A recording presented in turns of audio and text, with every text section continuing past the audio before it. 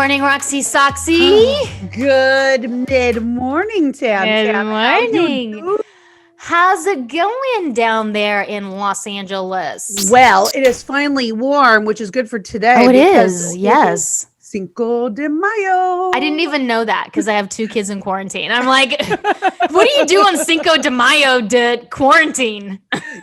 You know this Texas girl is going to have her tacos and margarita. Yeah. You know that I'm going to have it. I don't think you need an excuse, Roxy. I don't think it's like, it's Cinco de Mayo, I have my tequila. I feel like every single day is like, oh, it's National Wine Day on a Thursday. So you're like, I need to support these holidays. Yes. Rosé all day. Totally. My favorite national holidays, or maybe it's just a Tuesday. Yeah. I think you'd be proud of me because last Saturday I went and I called you about this because I knew that you'd be like, who have you become and where is Tammin?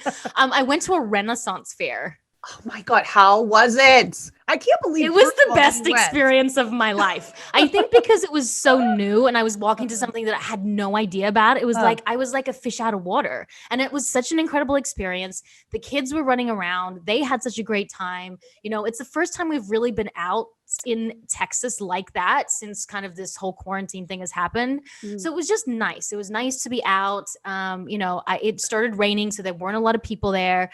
But, you know, I've been wanting to do more of those types of things because I've been having, and this is what kind of relates to our guest today, I've been having, I wouldn't say some massive issues with my daughter, but she's now 7 and she's sassing me all the time. And she's got like a complete attitude about her. And I love her so much. And I'm trying to do all these perfect parenting awakened tips. I've read all the books. I've listened to all the podcasts about all the things I should do with my kids. And I'm trying really hard, but I feel like I'm failing. Like I sit down, I'm trying to talk about my emotions with her emotions, how she's really feeling, how we can do this better. And it's just like not working. So I don't know. I feel like I need a little bit of help. How about you? Well, you know what? First off, you're not failing, but I hear you. I hear I'm probably failing. all the things. No, not even. Probably a little. No.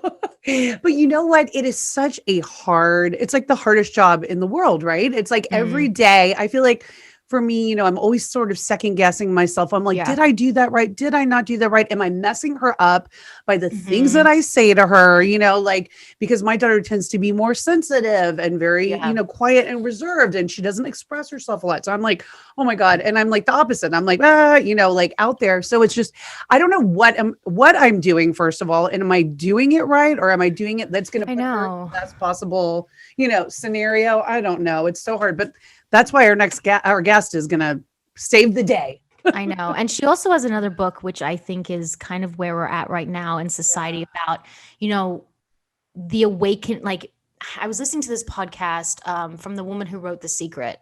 And she said, you know, the interviewer said, like, how do you know that you're awakened, like awake? And she just said, oh gosh, like, you know, like everything looks brighter. You're connected. You're mindful of things. I'm like, oh God, well, I'm definitely asleep. So like, how do you, like, it's like this new thing of like, how do we become more awake to these ideas about, like, you know, seeing the world through a different lens and a different perspective, and not being so stuck in our own shame and hatred, self-loathing and comparison. Like, I want to be that. I don't know if it's possible, but I know that at least I'm trying. And I said this to my husband last night. I was like, I'm on a path to being a better, more awakened parent and person. And that's why when this guest, I reached out to her, and without further ado, we should introduce her. And she said she'd come on the podcast. I was like, this is perfect timing for where I'm at in my life. And I'm sure where you are too, and where the world is right now after this pandemic. So right now we have Dr. Shefali. She's a clinical psychologist with a doctorate from Columbia University. She specializes in the integration of Western philosophy and Eastern philosophy. She's an expert in family dynamics, personal development. She has 4 New York best-selling books. I actually first heard of her through Oprah Winfrey because Oprah Winfrey's obsessed with her, and she does Oprah and Women on Top. So it's like, you know, 2 of the best things out there. So Dr. Shefali, thank you so much for being here. I'm so excited to be here. Thank you for having me. So can we firstly, you know, talk a little bit about you. I know, we have guests on and we talk about their work, which is amazing, but can we just like explain to our guests, like, what led you here? Like, where have you come from? What led you to writing books about being conscious and awakened and, helping so many people in the long run? Well, I originally came from India, but more importantly, on my path, I came from a deep desire to understand the human psyche. So that led me to clinical psychology and doing that till I finished my PhD, and also to learn meditation, to still my mind, to really get deep within myself. I guess I've always been some kind of existentialist seeker, trying to really understand what is the purpose of this existence and how can we ameliorate our suffering, how can we expand our joy. So all of this has been the focus of my life pretty much the entire time, and leading to this point right here, right now. I think, just to dive right in, because you have so many amazing, just all of your studies that you put out there for people, and all the advice you give is so amazing. And I think, a lot of times we as women, and especially moms, we're really conditioned to believe this notion of like self-sacrifice and putting others first, always others first. And that we should live and die by the sword of our kids, especially. So how do we sort of break this pattern so that we then don't pass this on to our children, especially, all of us, we have daughters. So, especially in that context, like, how do we sort of break this cycle? Yeah, I actually talk about this a lot in my new book, A Radical Awakening, because we women especially are conditioned to identify with these caretaking roles, because we are so caretaking, we're lovely, we're nurturing for the most part. But then we identify with that role for our sense of worth. And that coupling, that enmeshment of our worth with our role, that is where the mess up happens. It's not that we shouldn't play these roles. We should. I mean, if we want to, they may come naturally to us. But it is when we enmesh those roles with our identity, as in my sense of worth, my sense of validity, my permission to exist, so that without those roles, I am lesser than. Now we run into problems. In your chapter, The Idea of the Woman, you say, and I love this, the writing in this book, you say, you cannot just be good, only great, not great, only greater, not greater, only excellent, not excellent, only perfect, not perfect, only a war against the self. Right. And that totally hit home for me. Like, you talk about the triple threat, about, the need for approval and validation and praise, and that it's an aphrodisiac. And I feel like right now, especially in the world, like in social media, we all just need to be liked, right? We need to be liked and validated and wanted. So what happens when we base our value on that constantly? Because I know for me, because of what I do, and also in the social media world, I feel like I'm constantly obsessed with the numbers, right? And because the numbers to me mean that I feel like I'm enough. And the problem is, then it's never enough. It's always like the 1 million views or the 2 million views or the 5 million views, and you still feel empty. So how do you stop wanting that validation when I feel like that is what our world is all about? Like, what you're teaching isn't what we learn. It's not what we learn as kids. Like, we learn that validation and approval is important. So like, how do we not base our value in that?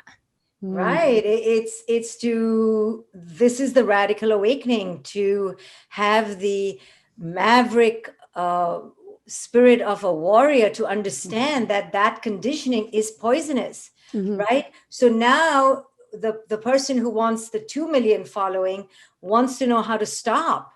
Well, the thing is that they should never have started, right? It's like the crack and the alcoholic addict saying, I want to stop the pills, right? Now that you're right, we shouldn't become worse, but we need to understand that we started with the wrong void, right? The void with the wrong solution for the void. There was a void, which is the inner unworthiness.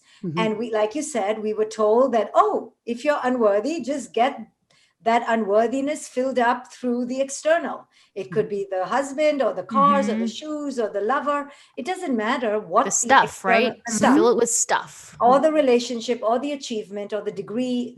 And like for you, it's the following. So it's always something new. It's a new version of that external X factor. And we need to understand that that is poisonous. That is starting off on the wrong foot. And now we have to backtrack and realize that, wow, look at me. I had 1 million followers. Now that's not enough. Now I had 2 million. That's not enough. So when we see ourselves on this cascading, never ending conveyor belt labyrinth to nowhere, who is going to get us off that? Only our awakening. And if we don't get off that, one day we will come to a screeching halt. When the numbers simply don't increase, or the wrinkles just won't stop popping, or you're finally over the age of 60 and you're considered older, or the relationship breaks up, you will come to a reckoning of your inner void. And finally, you will be asked and challenged to fill that void with your own self-worth. And that to me is the journey of life, So all these circuitous pathways we take of all our forgetting, we forget. So we think it's the partner, we forget, and we think it's the children, and we forget, and we think it's the Botox, and we forget, and we think it's the career. These are all just the great forgettings. And one day we will come to the grand reckoning that we still haven't really reconciled who it is we are at our deepest void. And we will be called to that, and hopefully we're called to that gently. But in my practice as a psychologist, we're typically called to that with a grand, screeching, thunderous bolt of lightning, Yeah, that's what I was going to pick up on a little bit, is like, because we have so much of this external, the things that cover up, the real pain and the real unworthiness inside of us. How do we go on how do we even start the journey for awakening? Like, how do we even go and find, who it is we really are and what really is going on inside? So this whole book, really, I wrote it as a pathway, as a journey. So from being asleep, I call the whole first part being asleep in the matrix, to the awakening. So you're absolutely correct in asking, how do we do that? So we need to understand how this journey really works. It really begins with most of us being asleep. And I call it being asleep in the matrix, because this cultural life that we live within is a bubble, is a matrix with certain rules and codes and norms and values that we think are divinely sanctified, but they're really not. They're just made by ignorant men and women like you and me. So, and we think they're holier than thou. So they prescribe us with a prescription list that we get at birth. And, we're told, which kind of family you're born in, what kind of traditions, what kind of religion, what kind of school, what kind of status, income, and all of it is kind of laid out for us. And we are, like sheep to the slaughterhouse, led down this prescription list and told that if you don't meet these criteria, you may not be that worthy. So we learn really young to morph into whatever our parents want from us or our culture wants from us. Oh, you want me to be the super achiever skinny kid? I'll do that. You want me to be the quiet pleasing kid? I'll be that. You want me to be the funny goofy comedian? I'll be that. And each kid kind of finds their own way to morph into the family system and the cultural matrix to get those crumbs of love and worth, right? And so that false self, in the book, I call it the egoic self, the false persona, or the inauthentic self. And strangely enough, this is a protector of us. It allows us to actually get those crumbs so we don't starve, and gets us to adulthood.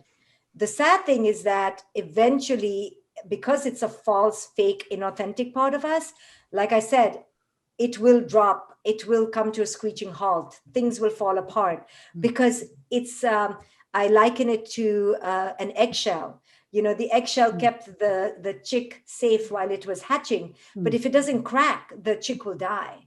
So in the same way, this false self is our protector for a while, but it's really fragile. It doesn't last long, because it's not based on an authentic emergence. It's based on the likes. Does someone like me? And if someone doesn't like me, it begins to crack. So with a lot of invalidation or a lot of tragic moments in our lives, that shell cracks. It cracks quickly, actually.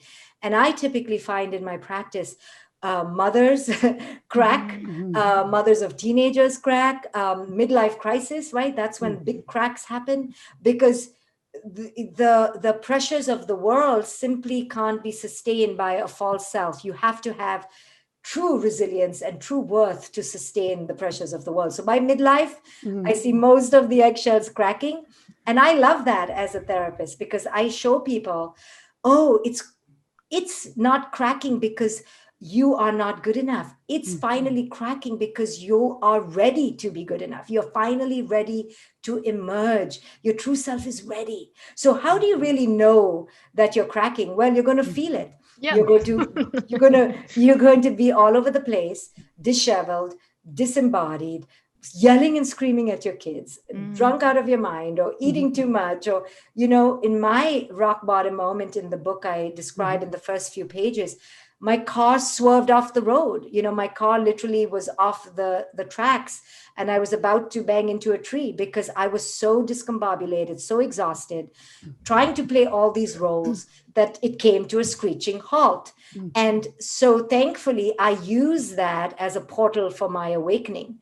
Typically, what happens is we ignore these powerful moments, and we just band-aid ourselves back together and want to go back to normal life, just like we're trying to do in this pandemic. But this pandemic is a portal, just like all our wild curve moments. And if we don't pay attention, then we're going to hit another monumental, momentous rock bottom moment. And we don't want to wait for too many of those, because that's too much dysfunction. So here's where I'm at.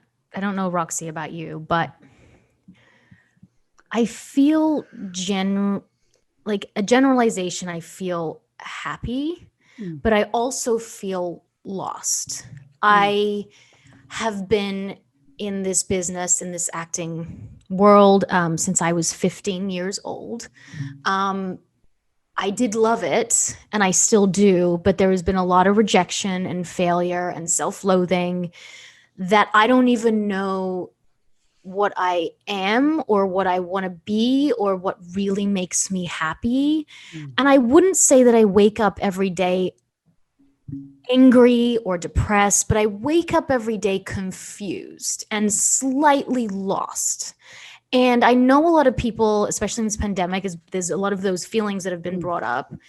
So the thing that I'm reckoning with is, like, when you feel lost and a little confused, how do you find out what your journey is meant to be when you don't know? I think you have to look at that lostness as a lovely, slap on the face, and tell yourself that it's an invitation to do an honest reconnaissance mission of your life. Why am I lost? Am I lost because I'm saying yes to too many things that are not in alignment with my true essence? Or am I lost because I'm saying no to too many things that are in my essence? Am I taking on too many roles? Am I trying to nurse too many people into wholeness and ignoring who I am? If you're really transparent and do that honest appraisal, audit of your life, the answer will come. It won't come immediately, but through a slow chipping away of what serves me, what doesn't serve me, and really segregating those two very clearly will lead you toward a greater alignment. I can guarantee you most of our burnout and fatigue and lostness really emerges from a disconnection to things that serve our essence, and we're getting lost in the egoic battle or the egoic trappings of the game of it. We're getting lost in the game of it, like, to use your example, in the numbers of it, in the status of it. And as long as we play to the tune of those external elements, we will be greatly and greatly disconnected from our essence. You see, our essence doesn't care about our wrinkles. Our essence doesn't care about how many followers we have on Instagram.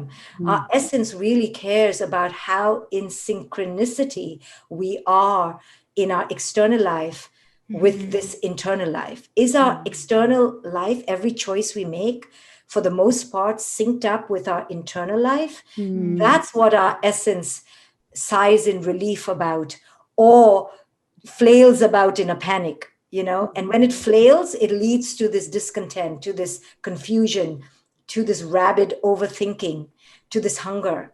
Our essence seeks simplicity and synchronicity, really, and our current modern world is anything but simple or synchronous. It's fear too, though, right? Isn't it fear? I feel like a lot of this is like trying to find your purpose, right?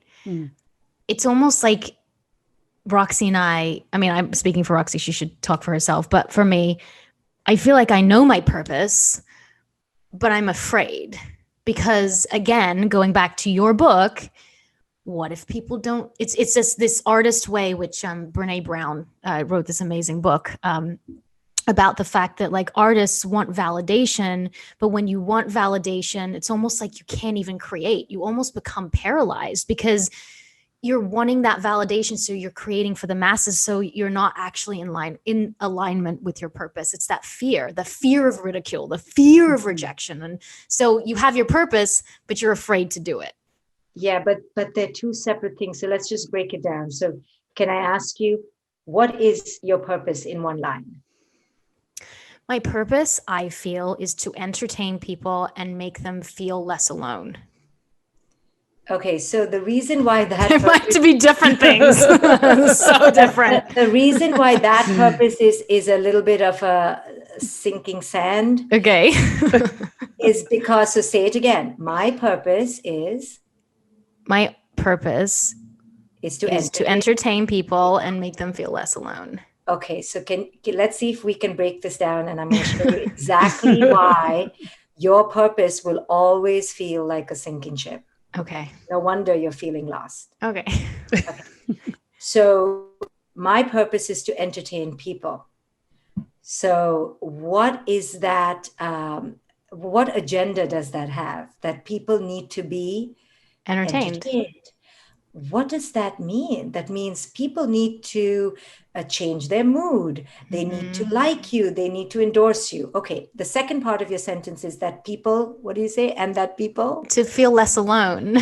Right. So in order for people to feel less alone, wow, your purpose is to be a little bit of a messiah. Oh, my Lord. Oh, no. Right? You should have been in my life years ago. We could have skipped a lot of pain and frustration.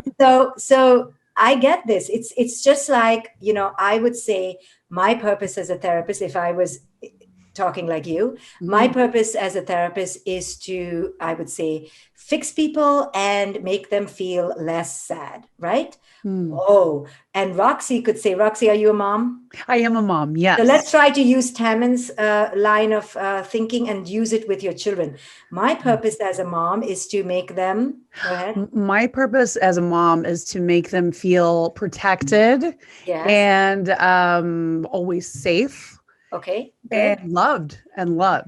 Okay, great. So I don't know whether you see the trap. Do you see the trap? Okay, the trap exists because you are tying your purpose, your sense of well-being on another person's evolution, on their mood, on their state of mind.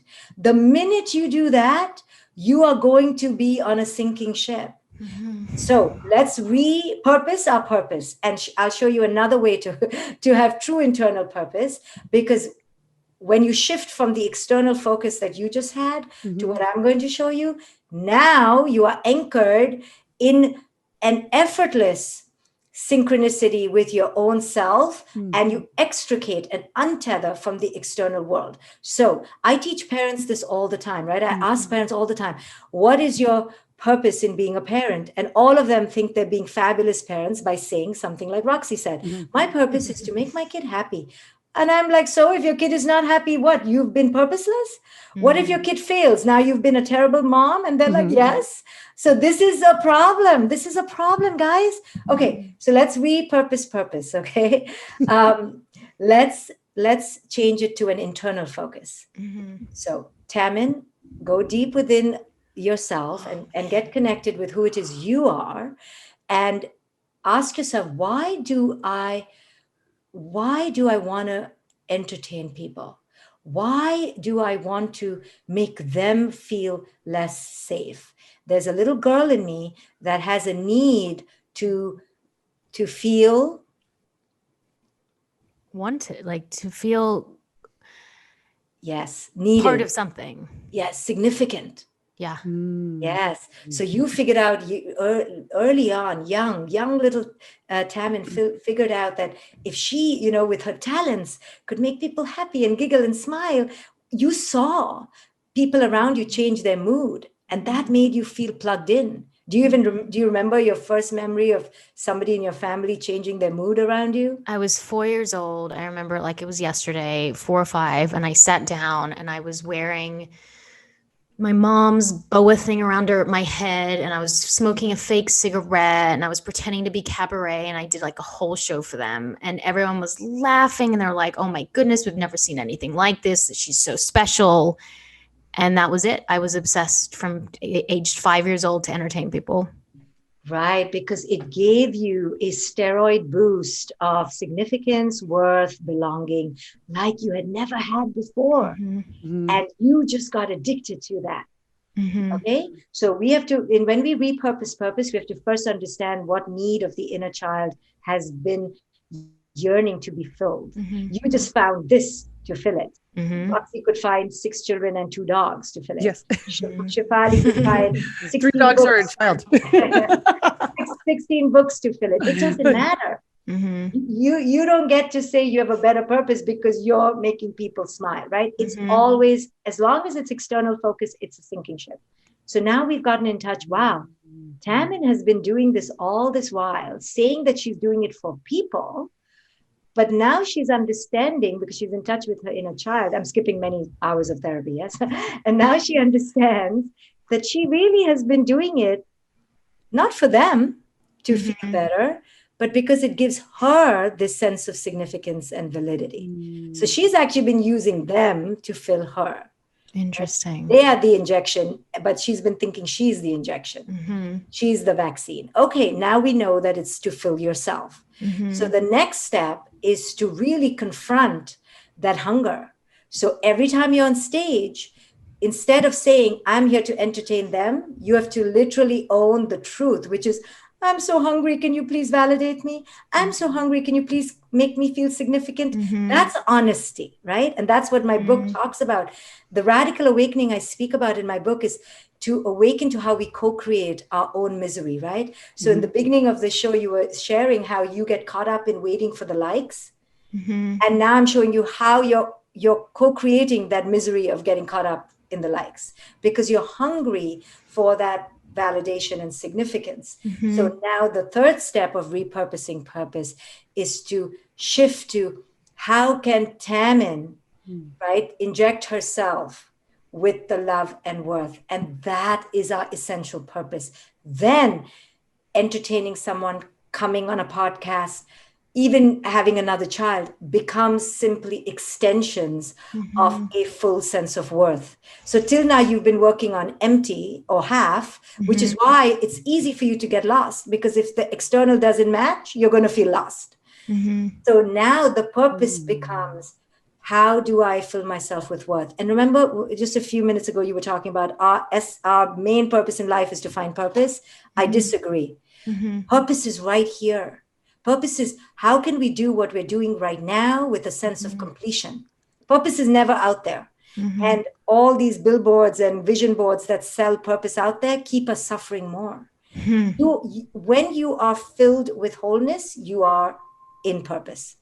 And the minute you're disconnected from wholeness, you are out of purpose. Because you see what I just showed you, like the minute you're in hunger, you're not in purpose or in service. You're actually taking from people. We take from people. But when you're in wholeness, you are naturally going to serve. And if you don't serve the audience, you'll serve the dogs. If you don't serve the dogs, you'll serve the plants. So you never lose purpose. And once you understand that, then there's no greater purpose, there's no lesser purpose. The gardener's purpose is as important as the baker's, and the baker's is as important as the nanny's. Mhm. And now we begin to have wisdom and release ourselves from these hierarchies that the world has created. Oh, he has a podcast with 7 million people. That means he has greater purpose. No, that's not true. So this is a whole reimagination of things like purpose that if we don't reimagine and realign with, we will stay in suffering. Oh, wow. It's amazing. Reassessing my whole life right now. Yeah, exactly. Exactly. Going back to how we grew up, obviously says a lot, and I think for me, I'm somebody, I was reading your book, Radical Awakening, and I was really resonating with the shield persona, very much resonating with the shield and even some helicopter, because I think for me growing up, I come from a multicultural family. My dad is Pakistani. He's from a very small town in Pakistan. Came to this country, is an oncologist, but is very much an overachiever, has his PhD, his MBA, and he expected excellence out of us, our whole lives. And so I went to a highly competitive all girls college preparatory school from the time of third grade through graduation. And we were, expected to go to college and have careers. And, my mother is from like a small town in East Texas, very much sort of the opposite place where my dad is from, but was always very loving and was a stay-at-home mom. And so I grew up in sort of a bit of a cultural clash, plus, sort of having to live up to these expectations because, as you know, being Indian and Indian Pakistani, we're brought up to respect our elders, respect our parents, really live for them in a lot of ways, and live up to what they want us to be, and, I was sort of expected to either take over my dad's practice as a doctor or be a lawyer or an engineer or something like that. So because I'm a creative, I went in a totally different, direction, which I'm sure, being first generation, frustrated him. And I'm also the oldest child. So I was always told to protect my younger sisters. You have to protect them. You're the protector. So I'm sure that's where my helicopter-ism comes in, Very good. Very good. So it really, really, it just resonated with me so much when I was reading your book. But I'm also trying to not do that to my daughter, and not trying to pass those things along to her. I really want her to be the person, whoever she's meant to be. But at the same time, the thought of her experiencing pain like I experienced growing up, is so, it scares me and it hurts me. And, who wants their child to go through pain, but I know it's a necessary evil, it is what it is. So how do we sort of, parent in that way with that consciousness, but also letting them be who they are? Right. So beautiful. Thank you for sharing. Like, even when you said about your mission as a mom, you use the word safety and protection. And it came out right from your mouth. So when we say these things automatically and begin to tie it back to our childhood, we begin to see, oh, it wasn't just something ad hoc. It came from something deep within. And this is how patterns get instituted and patterns get passed on. Mm-hmm. So your desire to protect her is a ubiquitous parental pattern. But I think you have extra charge around pain because you quote unquote suffered being of these different. Your mother wasn't Indian, correct? Your father. My father was. Mm-hmm. So you had a clash of different cultures, and that must have been hard for you to fit in. Mm-hmm. And so you are now very much not wanting to perpetuate that pattern. But here's the thing. Our children are going to experience their own pain. Pain is, I'm using a cliche, is part of life. I mean, there's just no escaping pain. So you had multicultural pain. Your kid will have maybe non-multicultural, same race pain, there's always pain.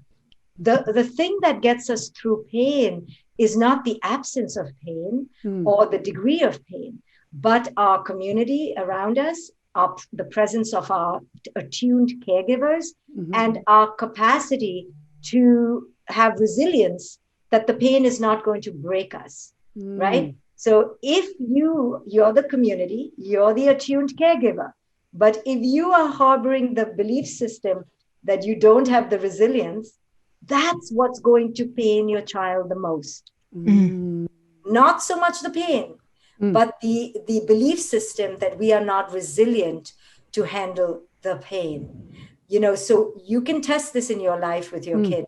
If you show up consistently in an attuned way with an attitude that we are going to get through this, I can promise you your kid has the buoyant grit and capacity to get through it. What doesn't get them through it, and I've seen this consistently, is the anxiety of the parent. Is that why we try to discipline our kids and it doesn't really work? Because we're so anxious about them doing what we want at the time we want to do it. And because we're so overwhelmed, probably justifiably because of life, then we put that onto our kids and our kids are acting out. Is that what we're doing wrong? Or is that what I'm doing wrong? I love it. Yeah, I wrote a book called Out of Control: Why Discipline Doesn't Work. Yes, I love that book. So you hit the nail on the head. Our confusion, our inner confusion, our desire for control coming from anxiety, hodgepodges the whole thing up. Now, traditional discipline is an aberration and an abhorrence. I mean, the way people disciplined in our generation growing up, with the paddle, with the stick, with the timeouts, with the abuse, the shame, the yelling, the screaming, the punishments, that is out of control parenting. I don't call it discipline. I just call it either lazy parenting or out of control parenting, which is why I called my book Out of Control.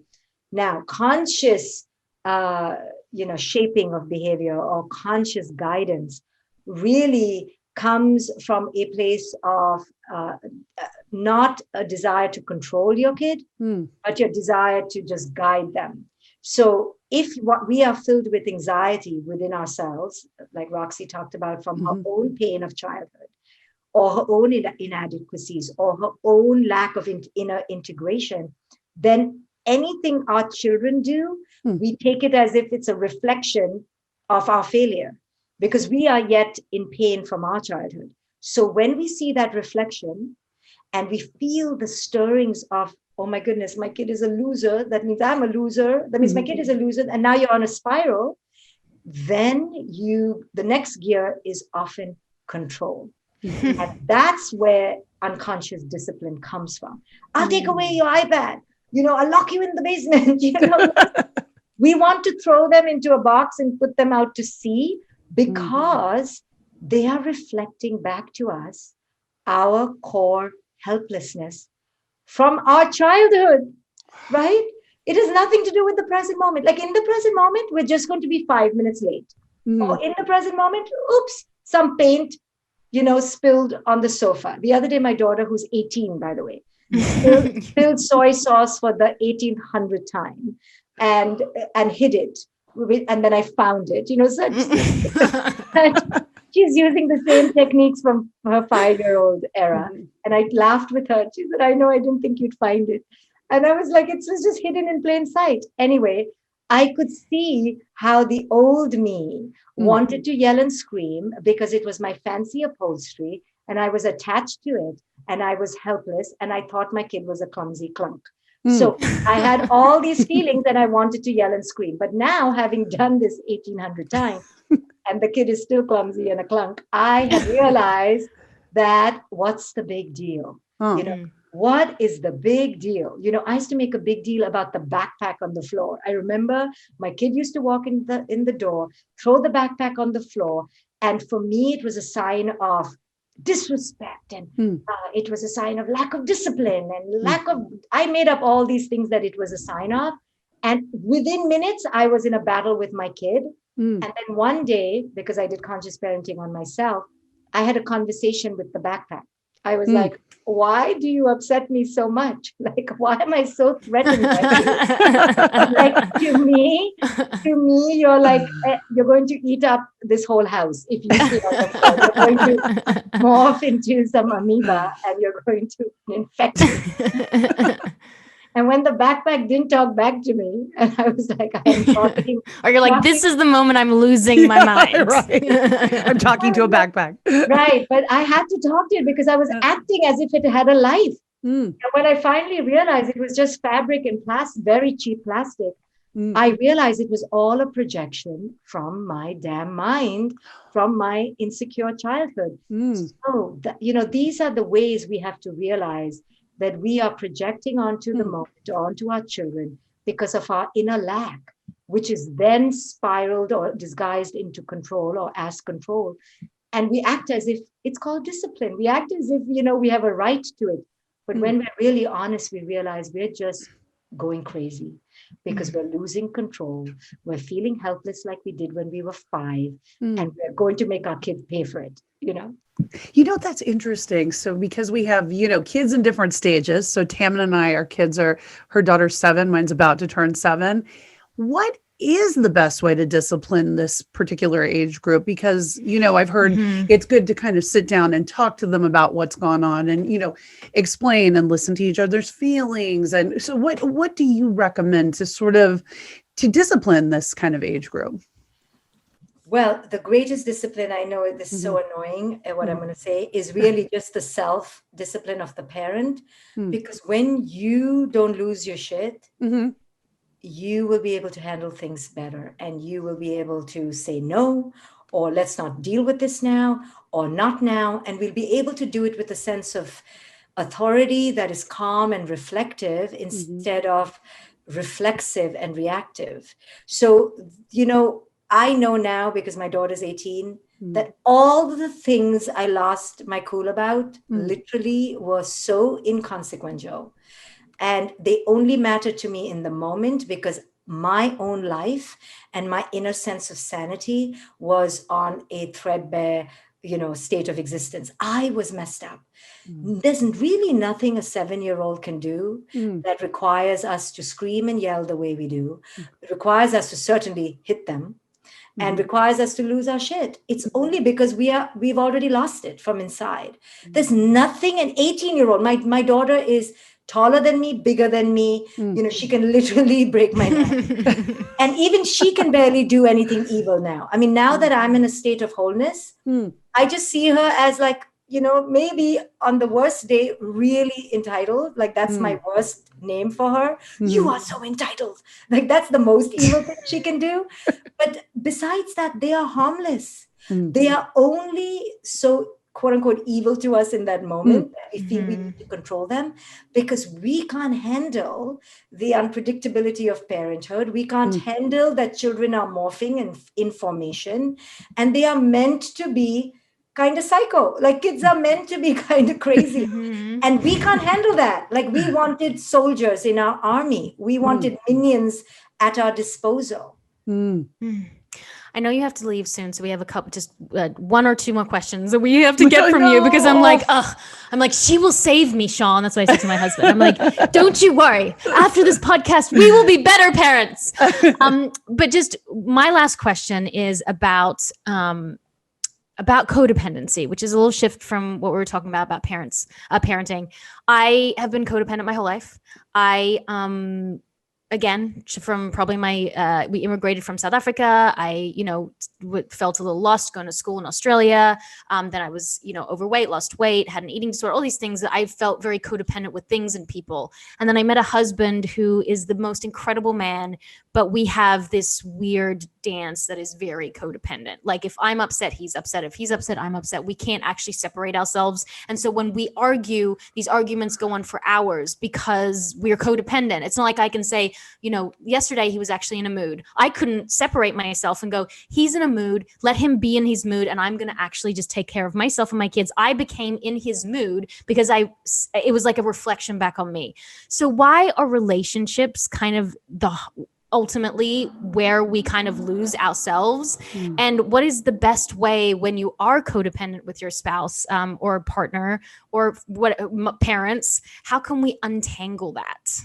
So relationships mirror that lostness that we came into the relationship with.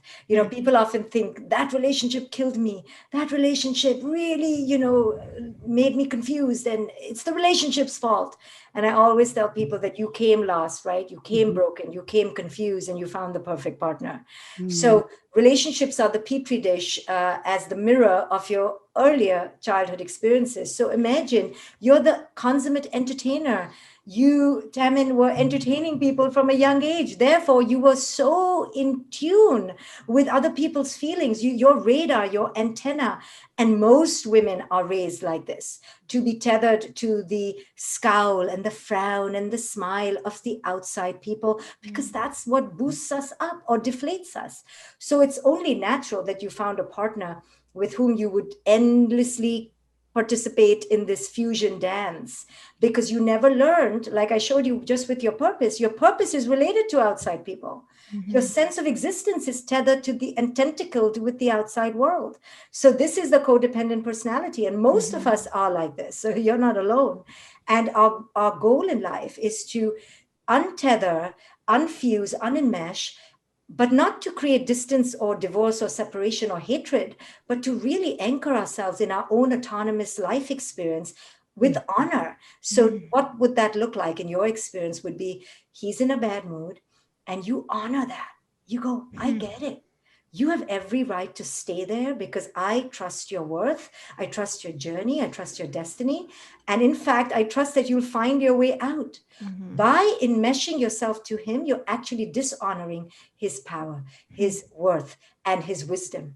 You are actually taking away from it. That's what helicoptering does to our children. By over hovering around them, like I said, we show them that we don't have the resilience. What hurts us more than pain is not the pain itself, but our belief that we are not resilient enough to nurture ourselves through the pain. Gosh. Well, my last question has to do with vulnerability, which is a place I do not like to go. I don't like to be. To me, it symbolizes weakness, even though I know it's not. I don't like to go there in relationships, especially with my husband, even with friends. It's an uncomfortable place for me. So how does somebody like me, or somebody who doesn't like to be vulnerable, and I know that is a necessary part of growing emotionally, how can we get more comfortable with that and show that side of ourselves, and and be vulnerable so we can experience life? Yeah, and this is so connected again to your life experience. It was hard for you to be vulnerable growing up because you had to have the armor of the shield. You were a different kind of kid in that era, and no one was perhaps attuned to your pain or your confusion. So you got a shield. It's interesting you talk about vulnerability, because that's the greatest challenge of women who have a shield. And I think as you begin to understand why the shield was created, why we create these personas. And in my book, I talk about many personas here: the shield, the caretaker, the nurturer, the people pleaser. And each one has its own, psychological features. So the shield doesn't want to be vulnerable because they are so afraid of being rejected. And I think rejection was your great theme, and that makes sense given your biracial family and the confusion and the clash of cultures. You so wanted to fit in. So now to be vulnerable means to risk that rejection. Like, you could get rejected. That's why none of us want to show up in our authentic self. But as you grow up and heal that young Roxy, who had to do all this on her own and really understand the pain she went through, you will then begin to honor her and see how valorous she was to bring you here. And then you may be able to let go of the crack, let the cracking shield lose its power and disintegrate on the floor. And there will come your true self. And the true self is always raw and transparent and vulnerable. And in its vulnerability, it is indomitable. Well, thank you so much for being here. I know you have somewhere to go. We're so grateful that you're here. Can you please let everyone know where they can get your new book, Radical Awakening? Because I'm sure everyone literally every one of our followers will be, into it. So I'm halfway through it and I'm just chomping at the bit to finish. So I'm just so grateful that you're here and shared your wisdom. Thank you both for allowing me to reflect back your life, and you allowed me to have a peek into your life and do a mini coaching session with both of you. So thank you for that. And the book is called A Radical Awakening, and they can get it at aradicalawakening.com. Amazing. And I just want to say I love the work you do. I'm so honored to be a guest and share some of this with your listeners. Thank you for having me and always supporting me. Thank you. Oh, we love you very much. Love you. Yes, we love you. We would love, I mean, I need you on speed dial, Dr. Shefali. I know. I'm going to actually sign up for your mentorship. So Yeah. I don't know how that works, but I'm like, okay, where can I sign up? Because I don't need therapy. I need you. Yeah. And you guys can find us on Women on Top Official on Instagram. And Women on Top Podcast on Facebook. And Women on Top, our group on Clubhouse. And don't forget to rate, subscribe, and comment so we can bring you more amazing guests like Dr. Shefali. And I'm Tammin Sursak. And I am Roxy Manning. And we are Women on Top.